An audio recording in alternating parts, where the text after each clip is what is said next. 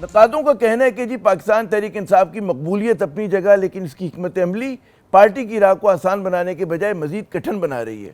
اور سوال صرف حکمت عملی کا ہی نہیں بلکہ کئی اہم مواقع پر اس کی جیل سے باہر جو قیادت ہے اس کے طرف سے جو متضاد اشارے ملے، اس نے پرجوش اس کے جو کارکن حمایتی ہیں اس میں مایوسی پھیلانے کا سبب بن گئے۔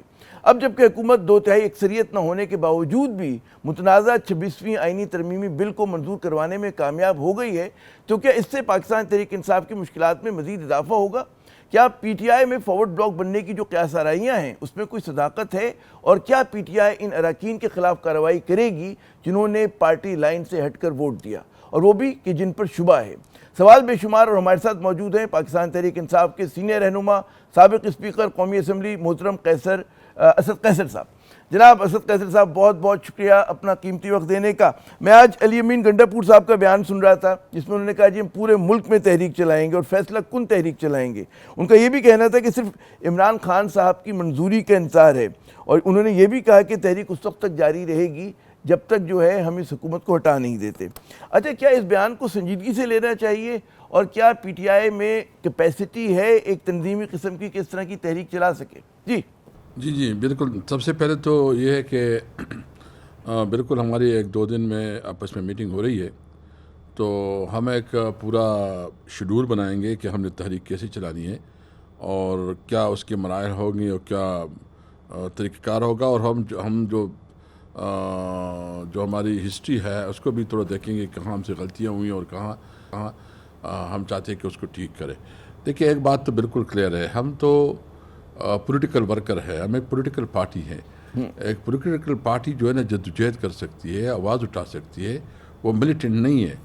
جب اسٹیٹ جو ہے نا وہ فاشسٹ ہو جاتا ہے اور اپنی طاقت کو جو ہے ناجائز استعمال کرتا ہے اور اپنی ریسورسز جو اس کا اصل کام ہے اس کو چھوڑ کے وہ صرف ایک پولیٹیکل پارٹی کو مینیج کرنا، اس کو جو ہے نا خراب کرنا اور اپنی پسند طریقے سے جو ہے نا ملک کو چلانا، تو پھر تو اس کے خلاف بھی جدوجہد ہو سکتی ہے۔ ہم تو کوئی ملیٹنٹ نہیں ہے، نہ ہم کوئی جو ہے نا پیراملٹری فورسز ہیں کہ ہم نے کوئی زبردستی کسی کی کرنا ہے۔ ہاں، ہم اپنے جدوجہد جاری رکھیں گے، ہم تحریک چلائیں گے۔ اس میں ہم ابھی کوشش کرتے ہیں کہ جو لائر کمیونٹی ہے اس کے ساتھ بھی دیکھیں گے کہ اس کا کیا ریئیکشن ہے، جو دیگر پولیٹیکل پارٹیز ہے اس کو بھی انگیج کریں گے، اور ساتھ ساتھ ہم کوشش کریں گے کہ اس کو مطلب زیادہ اس کو براڈر اس پہ لے کے جائے۔ یہ صرف پی ٹی آئی کا نہ ہو بلکہ پوری پاکستانی قوم کی تحریک ہو، اور وہ اس لیے یہ نہیں ہے کہ ہم ایک حکومت کو لانا چاہتے ہیں اور ایک حکومت کو گرانا چاہتے ہیں، بلکہ اس کا بنیادی مقصد کہ ملک میں قانون کی حکمرانی ہو، آئین کی بالادستی ہو اور عدلیہ کی آزادی ہو۔ مطلب ایک مکمل عدلیہ کی آزادی کے لیے ہم اس تحریک کو آگے بڑھائیں گے۔ کوئی آپ کے ذہن میں اس کی ڈیڈ لائن ہے کہ کب تک آپ لوگ سمجھتے ہیں کہ اس جو آپ کا اعلان ہے اس کو عملی جامہ پہنانے کے قابل ہوں گے؟ اور آپ نے ساتھ ہی بات کی ایک متحدہ محاذ بنانے کی، تو اب تک پی ٹی آئی کیوں کامیاب نہیں ہو پائی؟ جماعت اسلامی بھی اسی قسم کا بیان دے رہی ہے جو آپ لوگ دے رہے ہیں 26ویں ترمیم کے حوالے سے۔ مولانا فضل الرحمان صاحب سے کوئی آپ سمجھتے ہیں کہ مزید تعاون ہوگا؟ کیا خاکہ ہوگا؟ 2 سوال ہو گئے آپ سے اسی سانس میں۔ دیکھیں، ایک تو جماعت اسلامی کے ساتھ ہم رابطے میں ہیں، کانٹیکٹ میں، اس کا اپنا ایک سوچ ہے، اپنی پارٹی ہے، اور اس طرح مولانا کا بھی اپنا ایک وہ ہے، اپوزیشن ہم ایک ہے۔ لیکن میں ایک بات بالکل کلیئر کہوں، یہ ناکامی نہیں ہوتی، یہ ناکامی اور کامیابی جو ہے نا، آپ اس کو کامیابی یا ناکامی نہیں کہہ سکتے، یہ ایک جہد مسلسل ہے۔ یعنی اس ملک میں کبھی بھی صحیح معنوں میں جمہوریت بحال نہیں ہوئی، ٹرو ڈیموکریسی نہیں ہے، اور اس وقت تو بالکل تباہ برباد کر دیا ہے، پارلیمنٹ کی کوئی شے نہیں ہے۔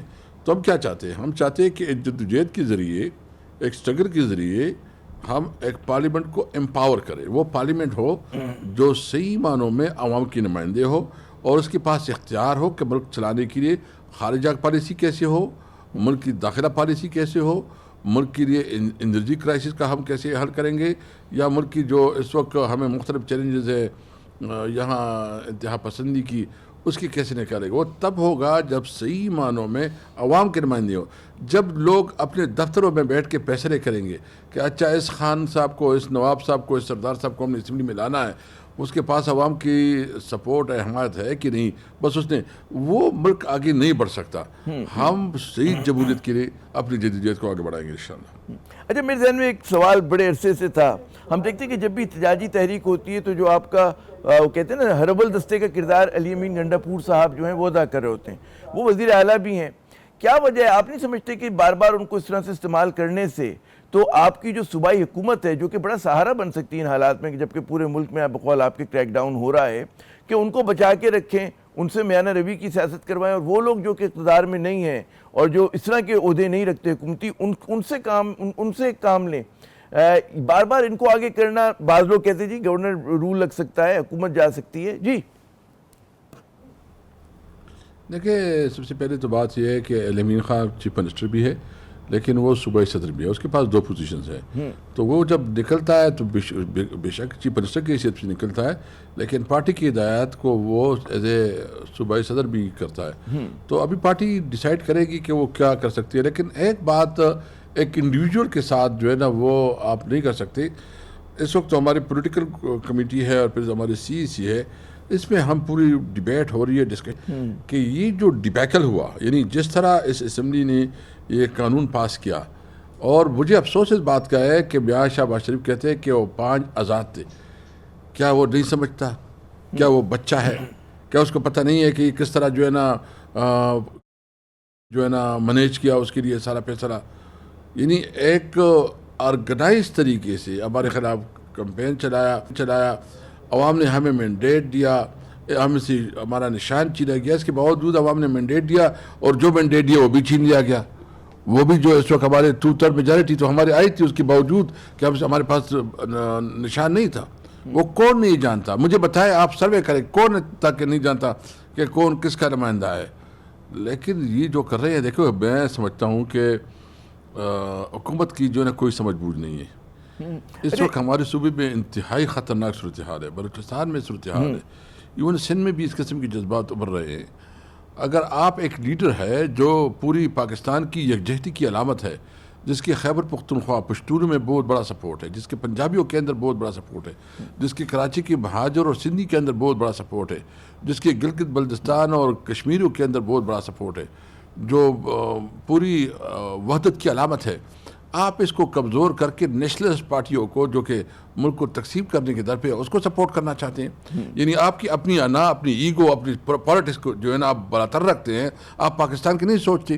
آپ کو اندازہ ہے کہ ایک آدمی ہے جس نے دنیا میں پاکستان کے لیے عزت کمائی، اس کو آپ کرتے ہیں، اس کی پوری فیملی کو آپ نے جیل میں بند کیا، اس کی بہنوں کو آپ نے جیل میں بند کیا، اس کے ساتھ جو سلوک ہو رہا ہے، جس طرح اس کو جیل میں بند کر کنفائنڈ کر کے اس کو ایک 12 ضرب 14 جو ہے نا اس سیل میں رکھا.